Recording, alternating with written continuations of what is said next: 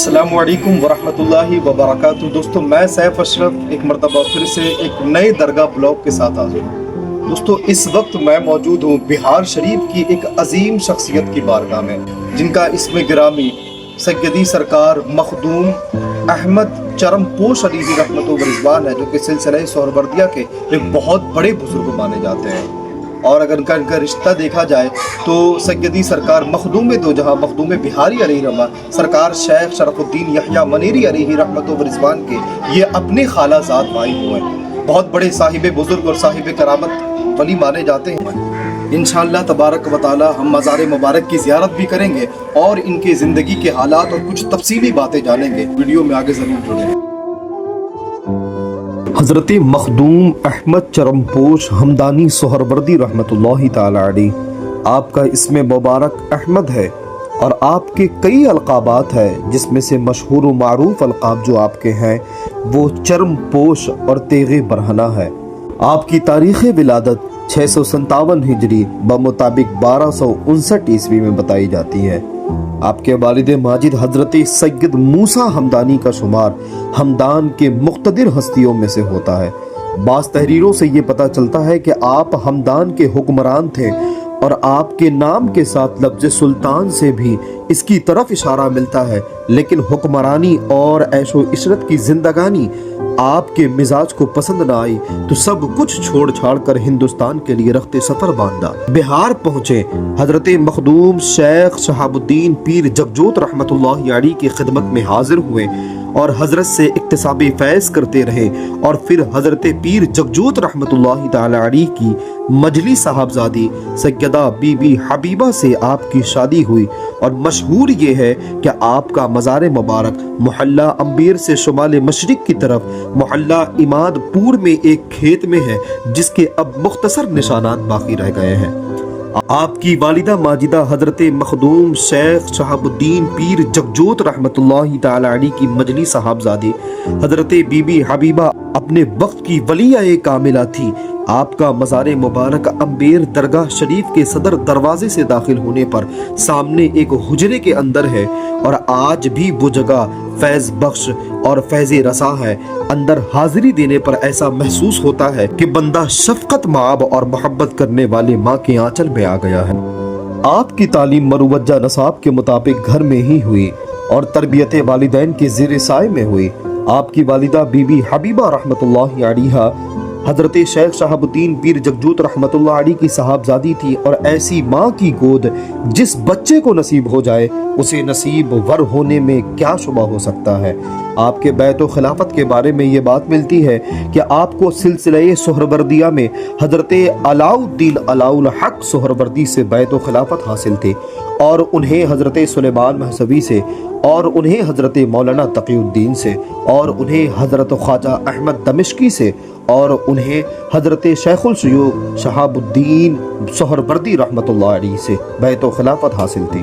मुनिसुल कुलूब की एक तहरीर से यह मालूम होता है कि आप हजरत सुलेमान महसवी की खिदमत में जाया करते थे और उनसे अकीदत बहुत ज़्यादा रखा करते थे, लेकिन जब मुरीद होने की बात आई तो आप मुरीद हजरत सुलेमान महसवी के मुरीद व खलीफा हजरत अलाउद्दीन अलाउल हक सोहरवर्दी रहमतुल्लाह अलैह से हुए।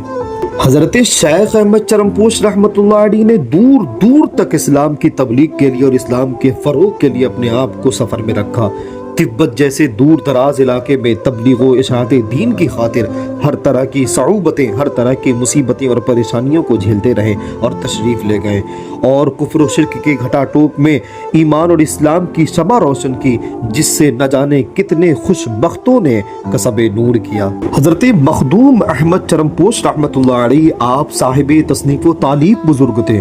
तसव्वुफ़ में 2 वरक़ का रिसाला तौहीद में है, जिसमें मकाम नासूत, मलकूत, जबरूत और लाहूत पर 17 तरीकों से बहस की गई है और इस रिसाले की नकल शाह अलीमुद्दीन बल्खी के पास है। आप फारसी के सूफी शायर थे। अहमद तखल्लुस करते थे।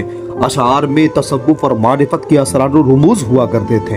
आपका मुकम्मल दीवान हजरत शाह मोहम्मद जफर कुद्दस सिर्रहुल अजीज के पास था। कहा जाता है कि गलती से आपकी चंद गज़लें अहमद जाम के नाम से छपकर मंजर आम पर आ चुकी हैं। आपके अगर खुलफा की बात करें तो आपके खुलफा की फहरिस्त काफ़ी लंबी है। हजरत शम्स बल्खी अलैहि रहमा, जो कि वालिद बुजुर्गवार है हजरत मौलाना मुजफ्फर बल्खी अलैहि रहमतो व रिजवान के, आप ही के ये मुरीद और खलीफा थे। आपके बड़े साहबजादे हजरत सैयद सिराजुद्दीन रहमतुल्लाह अलैह आपके मुरीद और खलीफा और जानशीन थे। आपके साहिबजादगान हजरत सैयद सिराजुद्दीन और सैयद ताजुद्दीन भी अपने ज़माने के वली कामिल थे। इन दोनों के मज़ारात भी अम्बेर के इहाते ही में ही वाक़ है। हजरत शेख अहमद चरमपोश रहमतुल्लाह अलैह को ये चरमपोश क्यों कहते हैं, इसकी वजह तस्मिया बताते हुए साहिब किताब ये लिखते हैं कि हजरत मखदूम अहमद चरमपोश रहमतुल्लाह अलैह तिब्बत से बराह नेपाल सीवान पहुँचे और यहाँ एक कदर शनास सालेह मर्द खुदा खैर मकदम के लिए तैयार थे और अपने हुस्न अंदाज के साथ वो हाजिर हुए और खुशी खुशी और खंदा पेशानी के साथ मेज़बानी के लिए आगे बढ़े। हज़रत मखदूम अहमद चरमपोश रहमतुल्लाह अलैह से वो मुरीद हो गए और अपना तन मन धन सब हवाला कर दिया और ख़ानदान का यादगार तबर्रुक, जो कि एक मेंढे की एक खाल थी और जिसकी सनद ये थी कि ये उसी मेंढे की खाल थी जिसको हजरत इस्माइल अलैहिस्सलाम की जगह ज़बह किया गया था। आपने वो खाल अपने पीर मखदूम अहमद चरमपोश रहमतुल्लाह अलैह की खिदमत में पेश किया। आपने आँखों से लगाया और दरमियान से चाक करके अपने गले में पहन लिया और उसे पूरी ज़िंदगी अपने पास रखा और पूरी ज़िंदगी उसे पहने रहे और अपने साथ रखते रहे। यही वजह बताई जाती है कि इसी वजह से उनको चरमपोश कहते हैं। लेकिन हज़रत अहमद लंगर दरिया बल्खी फिरदौसी रहमतुल्लाह अलैह वो अपनी किताब में एक वजह तस्मिया बताते हुए ये लिखते हैं कि हज़रत शेख अहमद चरमपोश और हज़रत शेख हुसैन महसवी ये दोनों हज़रत शेख सुलेमान रहमतुल्लाहि ताला अलैह की खिदमत में हाजिर हुए। उस वक्त इन दोनों बुजुर्गों के पास कपड़ा नहीं था। हजरत शेख ने जब इन दोनों को इस हालत में देखा तो उन्हें 8 सिक्के दिए और फरमाया कि इस रकम से दोनों अपने लिए जाओ सतरपोशी का इंतजाम कर लो, जाओ जाकर कपड़े खरीद लो और अपने आप को ढको। दोनों बुजुर्गान जब बाहर आते हजरत शेख सुलेमान के पास से उठकर वो जब बाहर तशरीफ लाते तो ये सोचने लगते कि इतने कम रकम में दोनों का कपड़ा नहीं हो सकता। इसलिए शेख हुसैन ने एक गुदड़ी ले ली और अपने ऊपर डाल लिया और शेख अहमद चरमपोश रहमतुल्लाह अलैह ने एक चर्म ले लिया यानी चमड़ा ले लिया और उस चमड़े को अपने ऊपर डाल लिया। जब ये दोनों शेख सुलेमान की बारगाह में पहुंचे तो शेख ने जैसे ही इन्हें देखा तो वो बहुत खुश हुए और फिर उन्हें मुबारकबादी दी और फिर फरमाया कि तुम दोनों के लिए यही काफी है। हजरत मखदूम अहमद चरमपोश रहमतुल्लाहि ताला अलैह की तबीयत पर मस्ती और जज्ब का हाल तारी था। सीवान में कब ठहरते, वहां से निकल पड़े और बिहार शरीफ तशरीफ ले आए।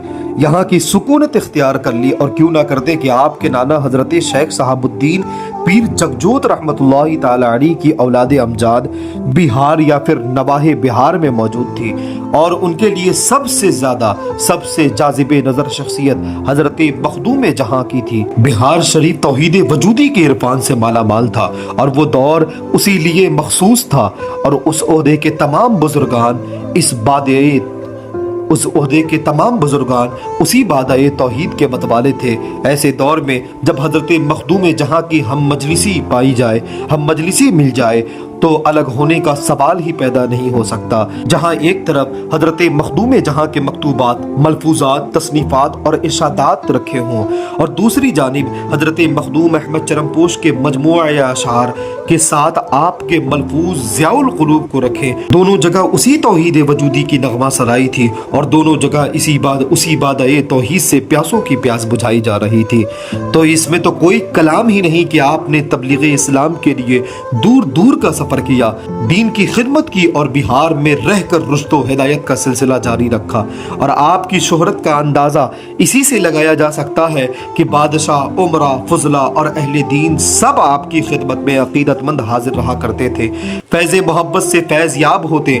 आपकी खिदमत और सोहबत के नतीजे में आम लोगों में इंसानियत आई, अखलाकी कदरों से आरास्ता हुए, तालिबान हक परस्त बन गए, मर्द कामिल हो गया और हजरत मौलाना मुजफ्फर बल्खी फिरदौसी अलैहि रहमतो व रिजवान के वालिद माजिद हजरत सैयदना शम्स बल्खी खुद दिल्ली के दरबार शाही में एक बहुत बड़े ओहदे पर फाइज थे, मगर दरबार की किसी नापसंदीदा हरकत से वो इस दर्जे खफा हो गए कि आपने उस ओहदे को छोड़कर फकीरी की राह इख्तियार कर ली और बिहार शरीफ आकर हजरत मखदूम अहमद चरमपोश रहमतुल्लाहि ताला अलैह के हल्का इरादत में दाखिल हो गए और आप ही اور آپ ہی کے آستانے میں ان کا مزار مبارک بھی موجود ہے۔ حضرت مخدوم احمد چرمپوش رحمۃ اللہ تعالی علیہ کے کرامت کا عالم یہ تھا کہ آپ پہلی بات یہ کہ آپ مادر ذات ولی تھے۔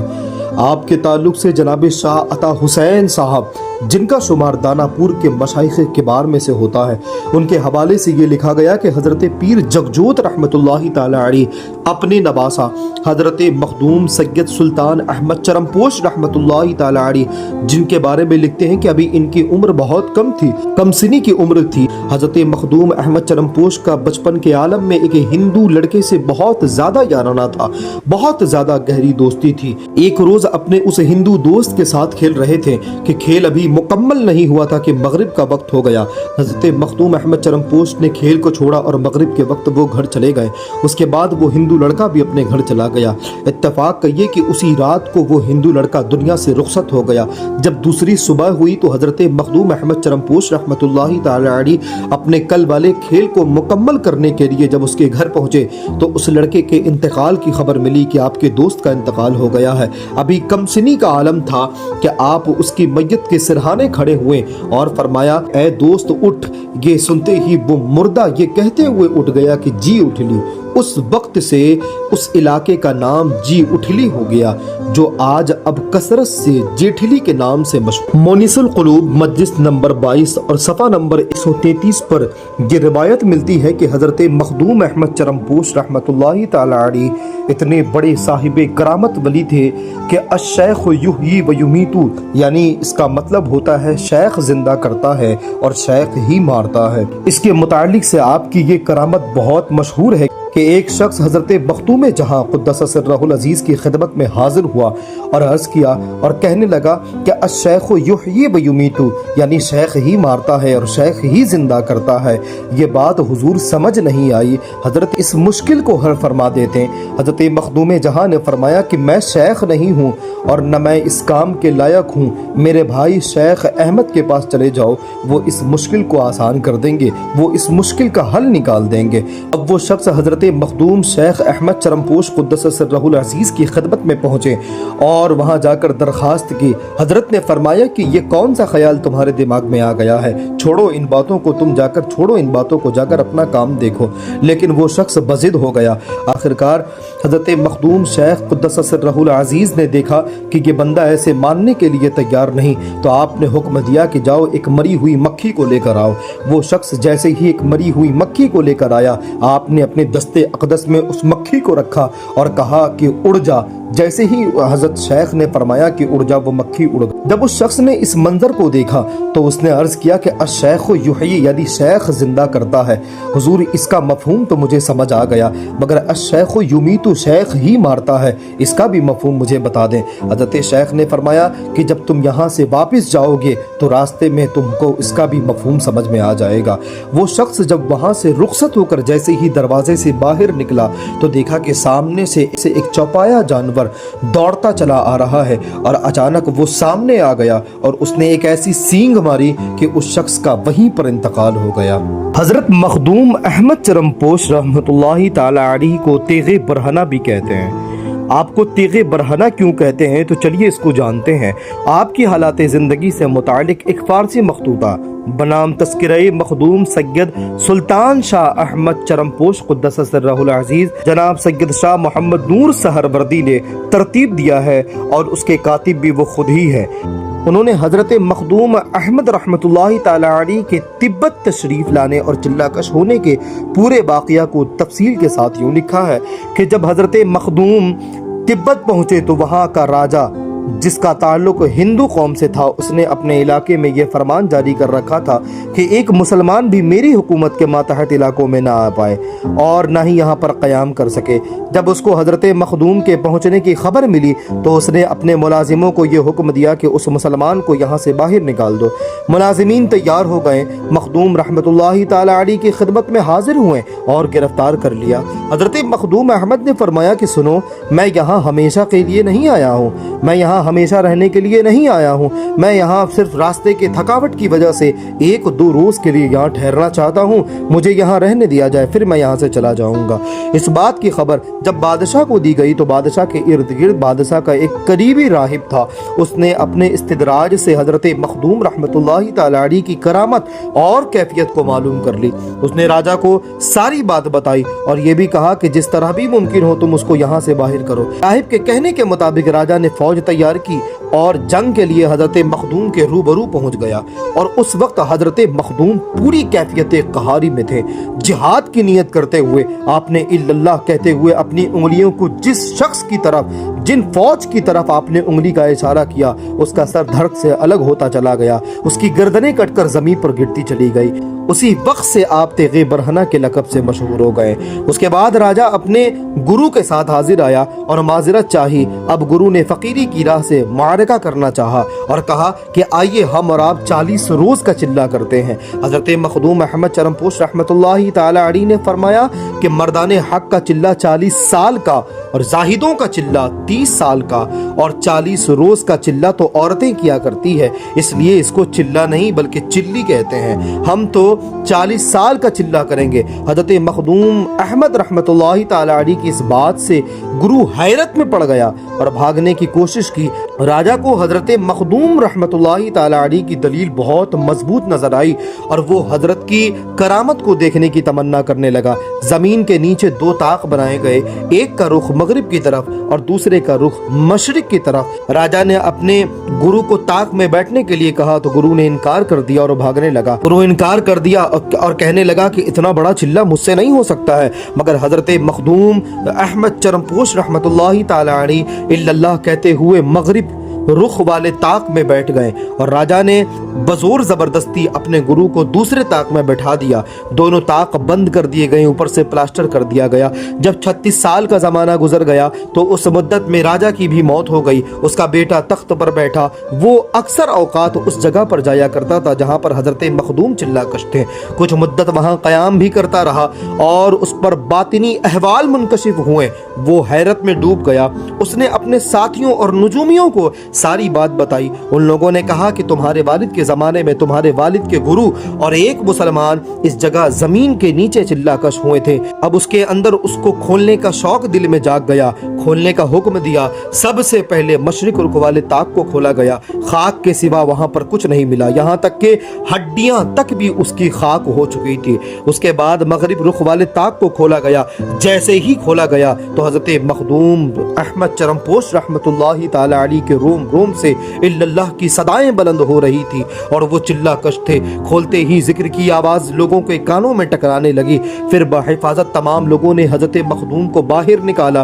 कुछ दिनों के बाद जब आपके जिस्म में ताकत और तवानाई आई तो राजा का बेटा, सारी रियाया, तमाम फौज के उम्माल और तमाम मनसबदारान मुशर्रफ बेईमान हो और उस ताक की जगह पर हुजरा तामीर करा दिया गया। उस हुजरे में हजरत मखदूम अहमद चरमपोश रहमतुल्लाहि तआला अलैहि जिक्र खुदा में मशगूल रहते। और एक रोज हजरत मखदूम ने तमाम हाजरीन और खुद्दाम से फरमाया कि अब मैं इस हुजरे को बंद कर रहा हूँ, तुम में से कोई भी हरगिज़ इस हुजरे को नहीं खोलेगा। 19वीं पुश्त या फिर एक रिवायत के मुताबिक 21वीं पुश्त में मेरा एक फर्जंद आएगा, वही इस हुजरे को खोलेगा और उसकी किस्मत में जो कुछ होगा वो उसे मिलेगा। मुरीदान और मुअतक़िदान जो भी फुतूहात किया करते थे और जो भी नजराना लेकर आया करते थे वो उस रोशनदान से अंदर डाल देते, यहाँ तक कि वो हुजरा रकम से भर गया और वहाँ के खुद्दाम अपने आप को अहमदी कहते थे। हज़रत मखदूम अहमद चरमपोश क़ुद्दस सिर्रहुल अज़ीज़ का विसाल मुबारक 26 सफ़र 776 हिजरी बमुताबिक 6 अगस्त 1374 ईस्वी को हुआ। मोनिसुल क़ुलूब मजलिस नंबर 59 में ये लिखा है कि जब हज़रत मखदूम शेख सुल्तान अहमद चरमपोश क़ुद्दस सिर्रहुल अज़ीज़ ने रहलत फरमाई तो हज़रत मखदूम जहाँ शेख शराफुद्दीन याहिया मनेरी अलैहि रहमा भी वहीं पर मौजूद थे। हज़रत की कब्र के लिए ज़मीन खोदी गई तो वहाँ अंगुश्त निकली, यानी एक उंगली निकली। इसी वजह से हज़रत मखदूम जहाँ ने अपने लिए शहर से बाहर की ज़मीन पसंद फरमाई जहाँ आबादी नहीं थी। हज़रत मखदूम जहाँ हज़रत मखदूम अहमद चरमपोश की تجہیز و تدفین سے فارغ ہو کر اسی وقت سب لوگوں کے ساتھ اس جگہ تشریف لے گئے جہاں ابھی آپ کا روضہ مبارک ہے۔ نہ صرف اپنے مزار مبارک کے لیے جگہ کی نشاندہی کی بلکہ جو احباب سعد تھے ان سب کی قبر کے لیے بھی جگہ متعین فرما دی۔ یہ تھی ایک مختصر سوانح حیات بہار کی سرزمین پر آرام فرمانے والے ایک بہت بڑے ولی کامل کی۔ ملتے ہیں اگلی ویڈیو میں، تب تک کے لیے السلام علیکم ورحمۃ اللہ۔